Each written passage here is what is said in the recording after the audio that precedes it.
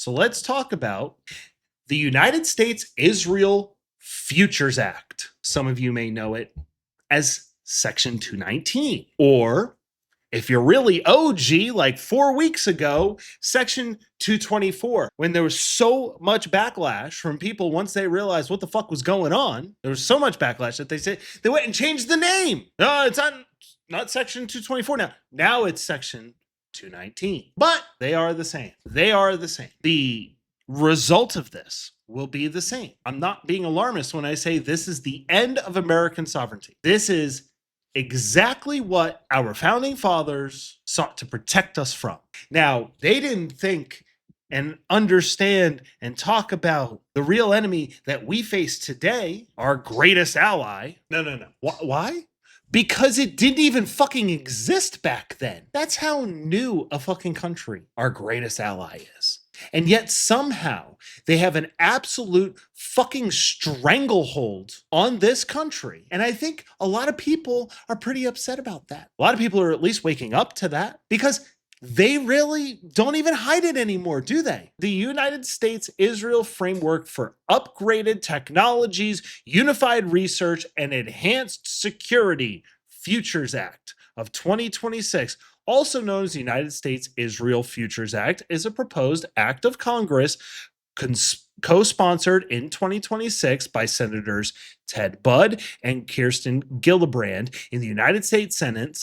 Okay, they're traitors. Those two are traitors. Okay, and Representative Ronnie Jackson, traitor number 3, in the United States House of Representatives to expand U.S.-Israel military cooperation. Now, I gotta say, whoever it is that comes up with these fucking acronyms, I mean, chef's kiss.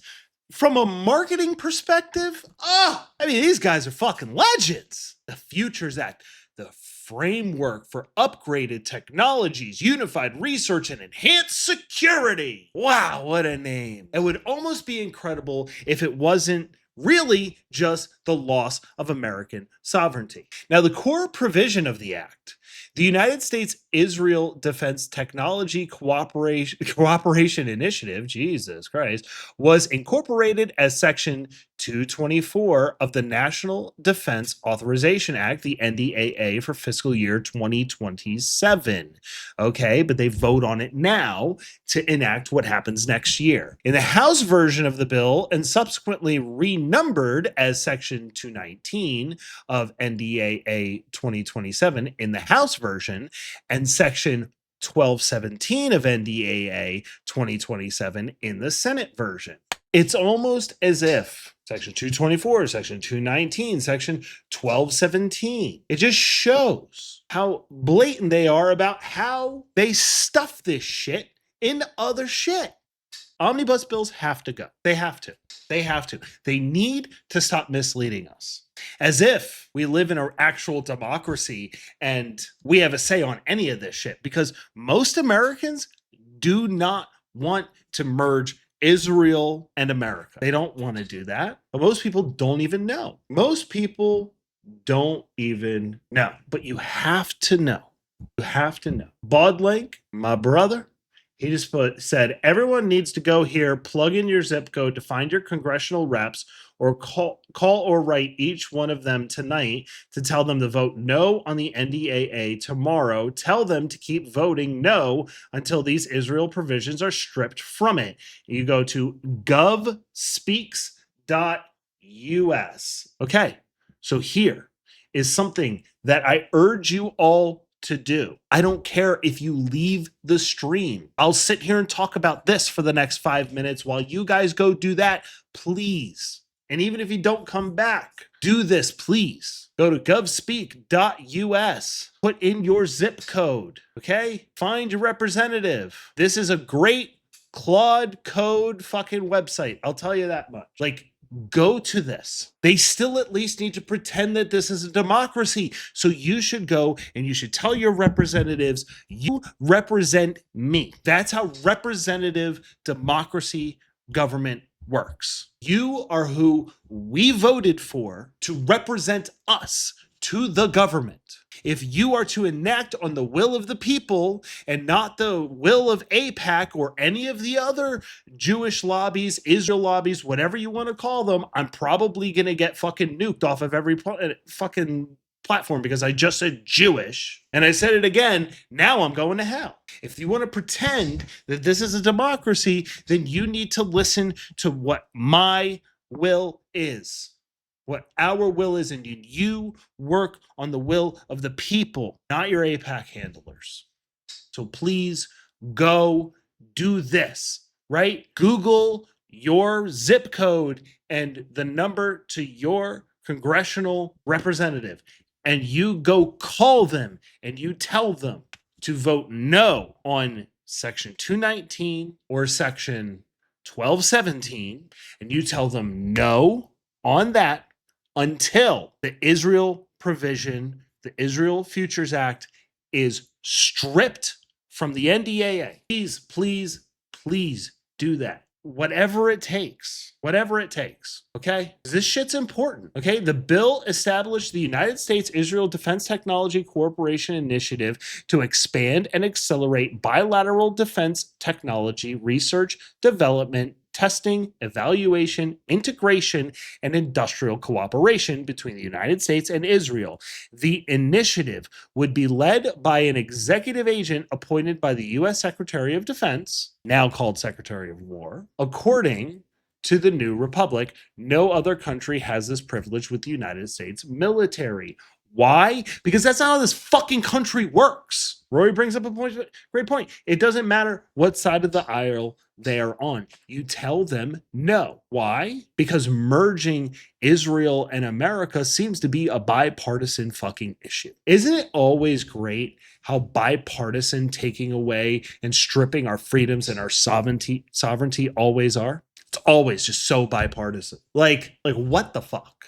Okay, the initiative also provides for collaboration on emerging technologies, including artificial intelligence, quantum machine learning, and autonomous systems, directed energy and advanced sensing, cyber defense, electronic warfare and digital resilience, and biotechnology, biomanufacturing, and medical defense. It's almost like everything for the coming surveillance state is all wrapped up in this. It's almost like everything that they're doing in Israel, in Gaza, is all wrapped up into this. James Lee has been saying for 2 years now that what they do to the people of Palestine, they want to do to Americans. And I'm inclined to agree with him that it seems that way. I don't want it to be that way, but as time goes on, it seems more and more to be true. And I just wish James wasn't so fucking smart and right all the goddamn time, because that's fucked. And I don't want to be in this world. It's not America. I say this. It's like there's always something that makes me say, this is not America. This is not what America was supposed to be. And yet here we are continually. But I think that all the little things that we've been fucking focusing on and arguing over, all this shit, well, it's distracted us from this, because this is the goal all along. Just a little provision in a little bill. A bill that literally, if you ever look up what the NDAA is, and we're probably going to see it here in this article soon, every single year the NDAA passes. These sneaky fucks, they fucking buy off all the politicians and then make them sneak in a fucking provision, number 200 and something out of God knows how many fucking provisions, sections, whatever. It's just, man, these sneaky fucks. It's taken everything in me to not feel. I'm gonna be a little vulnerable right now. When I saw Thomas Massey's tweet a few hours ago, of course, you guys know me, anger. Just fucking awashed in anger. And anger is very important. It's very useful. But when I really take the anger out of the equation, fear. Fear is what's really behind it. I'm actually legitimately afraid of what could come of this. Never in my lifetime, probably our parents' lifetime even, has maybe never even in history has there ever been such an assault on everything that makes America America. Now, Donald Trump has been fucking us every inch of the way. He has been selling off America's soul to the highest bidder, piece by fucking piece. I mean, Jesus Christ, the dude's selling our mountains and our protected fucking lands. Shit that has been protected since the time we could protect it. Because before that, we didn't need to protect lands because it was just the fucking land. And now this asshole is fucking selling it to the highest bidder. This, you take away all that shit. We're a sovereign nation. We're a sovereign nation of free people who get to choose what our experience is in this country. That's what makes us incredible. It does. It does. And there's been a lot of fuckery the last 40, 50 years, 100 years. But there is nothing that has ever come as close as to just eradicating the First Amendment. They've been trying to do that. They've been successfully doing that too. Eradicating just our general sovereignty. This is going right to the fucking jugular of the entire American experience. And you may say, oh, well, Kevin, it's just the military. I mean, we give them $4 billion a year plus whatever many billions of dollars a year more that they need for fucking all this shit so they can commit fucking genocide. It's just you know, the military. It's just the intelligence. They're not coming over here. Oh yeah, they're not coming over here. They're already here. They're already fucking here. They're already here. The ICJ has said that they're going to fucking arrest Netanyahu for war crimes in a number of different countries. Donnie said before he was even voted as the fucking mayor, he went and said, if Netanyahu comes here, we are going to arrest him because there is an international ICIJ warrant for his arrest for perpetuating a genocide. And Trump all of a sudden now is going to tell him, no, you're not? Who the fuck are you? And you wouldn't say that kind of shit if you weren't fucking captured in some way. This is just a direct affront on who we are. So if you guys remember, it was maybe 4 or 5 weeks ago, we had heard, and I don't even know who discovered it and put it out there, but we had heard about Section 224 of the NDAA. And as I said before, there was a lot of backlash because of it. So they changed it to Section 219. Okay. Then last week, they had a vote, and thank God, the fucking Democrats went and said, no, we're not voting for that. And there was enough people abstained from that vote. Even though it was 45 people, they needed 60 for it to pass. They got 50. And the Democrats saved it. And we all cheered. Those of us who knew anything about this, we all cheered. But James Lee was saying it, and I was saying it. It's like, this is a minor victory. This is a battle that we've won, not the war. And so this morning, Thomas Massie tweets this, and he says the House will soon take 2 votes that will compromise our sovereignty by merging our military technology and supply chains with Israel. This also merges our intelligence. Today's vote on House Resolution 1438 brings the NDAA to the floor without a vote on striking Section 219. Now, if you have been following along, Thomas Massie and Ro Khanna have been trying to strip this from the NDAA. NDAA is like whatever. I mean, it's the largest spending bill ever in like history for the military, but it's Section 219. That's the issue. And then tomorrow, because this was today, this was this morning at 5:48 a.m. So 8 something this morning, their time. Tomorrow's vote is to pass the NDAA. Then a few hours later, unfortunately, the rule passed just now and no debate or vote was allowed on Section 219, integration of U.S. military technology and supply chains with Israel's. The NDAA will receive a recorded vote tomorrow with Section 219 in it. I'll vote no. No vote, no debate, nobody even allowed, because clearly Thomas Massie, Ro Khanna, they and so many others in their coalition are absolutely down to strike 219, and nobody was able to? Wasn't because nobody was trying to, because they weren't allowed. Does that sound like democracy to you? because it doesn't sound like democracy to me. Does not sound like democracy. It does not sound like representative government to me. So they're just pushing it through. They're pushing it through. And this is why I wanted to speak today. Who introduced this? So it was Senators Ted Budd, Kirsten Gillibrand, and Ronnie Jackson. There's their photos. And yeah, this is Wikipedia, but this is actually like super up to date.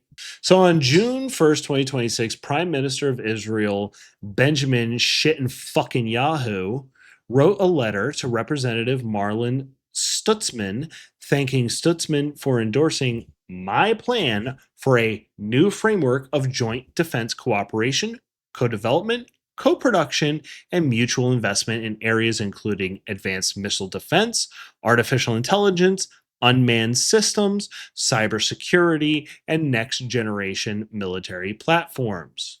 See, Israel has a lot of influence in the tech world, but what they don't have is America's tech infrastructure. What they don't have are most of the powerful frontier AI labs. What they don't have is 5,300 data centers. But if you saw Ian's video where he went over Dre Dossier's awesome reporting on what looks to be a data center that's going under the ballroom that's in partnership with the state of Israel. Yeah, that's right. Israel, it looks like, allegedly, our greatest ally, is putting a data center under the White House. Data centers are class surveillance centers. Yeah, this is all the plan. This is all part of the plan. This is just a piece of the puzzle, but this just happens to be a major piece of the fucking puzzle. It's even put in a way that it cannot be broken once this merger happens. I can tell you that all things are possible. Now, are we going to be able to prevent this? I don't know. For us to have done it, I think would have taken a lot more attention, a lot more organizing, a lot more anything from us over the last 5 weeks. But if it goes sideways, it will rely on us to fix it, whatever that means. And the only ones to fix it is us, the people. Nobody's going to come here to save us, dog. Nobody's coming here to save America. Nobody. It's like when they say you go to prison, you should go up to the biggest guy and fucking knock his block off to send a message to everybody, because you go to the biggest guy and you fuck with him and you win, nobody will fuck with you. Who's going to save us? We're the biggest guy. They come and knock our block, and what? Spain's going to come fucking save us? Russia's going to come save us? China's going to come save us? Who's going to fucking save us, dude? No. This will have to be undone by us. There's no other choice. Hey, if anybody's got another choice, fucking tell me in the chat. Tell me in the chat. I think more presently, if this starts with the military, the merging of the military, I think our military needs to have a real look in the mirror. Why am I here? What am I doing? Because everybody that I know that went off to war, they all left on this idea that they were out there to protect our way of life. Now, we could debate all day long whether or not that's what they were doing. In some cases, they are. In some cases, they're not. In some cases, they're going into the wood chipper for our greatest ally. Like, this is what we're dealing with. This is Bilal Smotrich. Do you know him? He's probably one of the most evil fucking guys living on the planet right now. And this is what he said. He said, Smotrich says U.S. fighting Iran is best for us, and Israel will not join. So he says, you can see it right there. And this is true. And I say that it's anti-American to agree with this or to think that this is acceptable. No more American lives for the greater Israel project. And I mean it. I say it with my whole chest. I say it with my whole fucking chest. Why are we sending our young people into the fucking wood chipper for Israel? There's reporting, or at least Iran is saying, that they just killed a whole lot more Americans than we're being told just fucking died. And Israel sits in the background. I'm sorry, our greatest ally. They sit in the back and they push us into all of this. They let our people die. And they're going to tell us like, oh, we lost one 19-year-old girl. I'm sorry, I don't remember her name right now off the top. We're just sitting back and we're just letting it happen. So I'm not asking anybody to go out there and fucking march on Capitol Hill. He says marching in the streets in peaceful protest won't work. Jimmy Dore has a better idea. It's an economic stranglehold. Yeah, except it doesn't work. It hasn't worked. Why? Because we're so hopelessly dependent on the system. Yet tell a mother, a single mother with 2 kids, that on a Friday when she gets paid and she's living fucking paycheck to paycheck and she can finally get some good food for her kids and she's supposed to do an economic blackout for a day or a weekend. Doesn't fucking work, dude. I'm not proposing a solution either. I don't know. I honestly truly don't know if even there is one. But what I do know is that in some way, somehow, if this goes through tomorrow, we will need to fix it. Bloodlang says, yep, protesting just puts you in a special database or a prison cell. Yep, they've been databasing us now probably since 2020, at least. Rory and I, we had done a lot with Occupy Wall Street back in the day. And that's where they learned how to rot a movement from the inside out. All eventualities are, let's say, accounted for. And why? Because we're all so helplessly dependent on the system. Even the most independent person you know is still dependent on the system. Listen, I think now more than ever, you should exercise all the rights you have while you still have them. And you should exercise all of the rights that you have to make it harder for them to push back. Because it will take a Herculean effort. Because remember, there's far more of us than there are of them. It will take a Herculean effort. And they've tried every democratic way to strip us of all sorts of important things that we have as Americans. So maybe exercise your rights while you still have them. Think. Get a gun. Talk your shit. Say your truth. Talk to people. Wake people up in whatever capacity that means for you.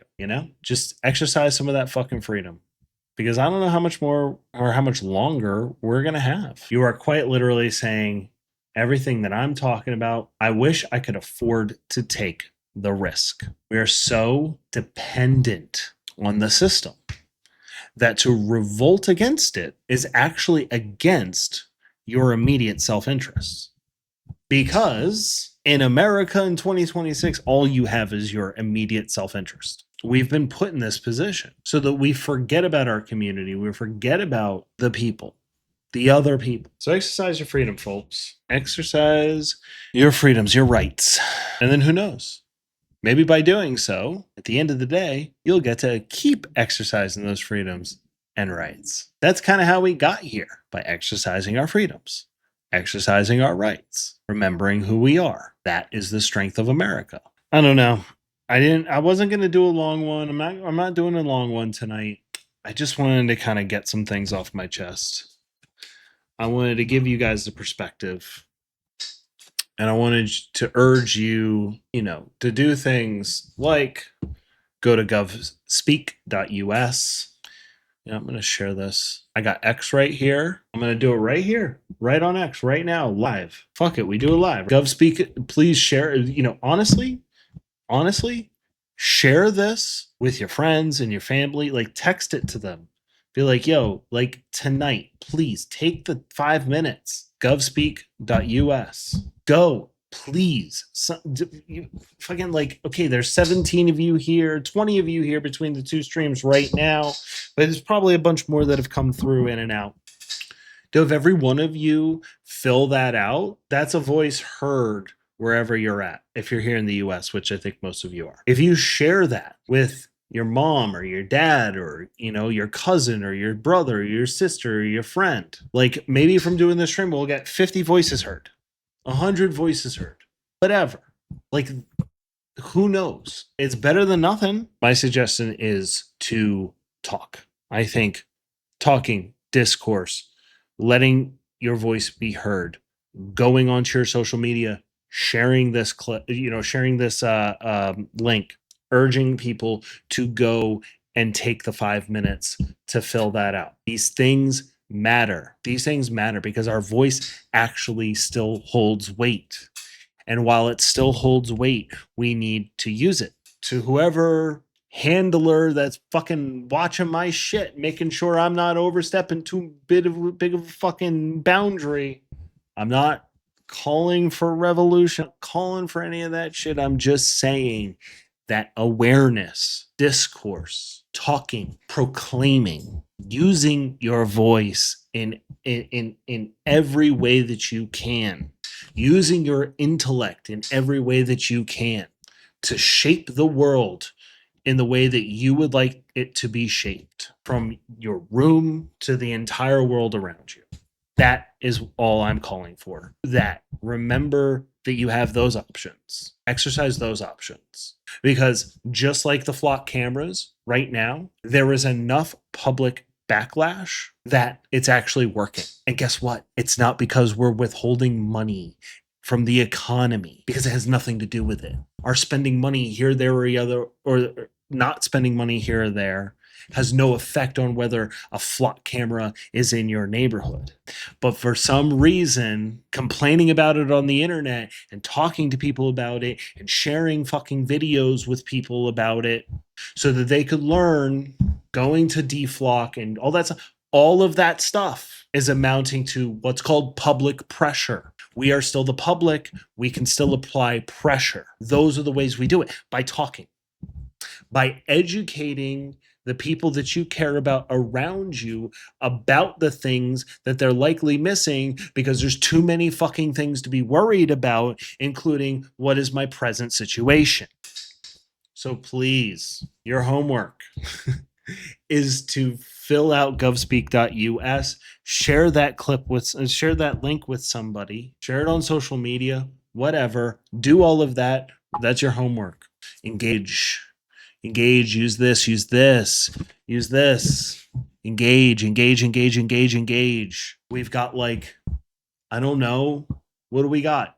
18 hours before they vote on this fucking thing? Unless they do it in the middle of the night, which I wouldn't put it past them. They've been doing all sorts of weird shit in the middle of the night. Anyway, go forth. Do what you need to do. Spend time with your family. Stay hydrated. And exercise your rights while you still got them, dog.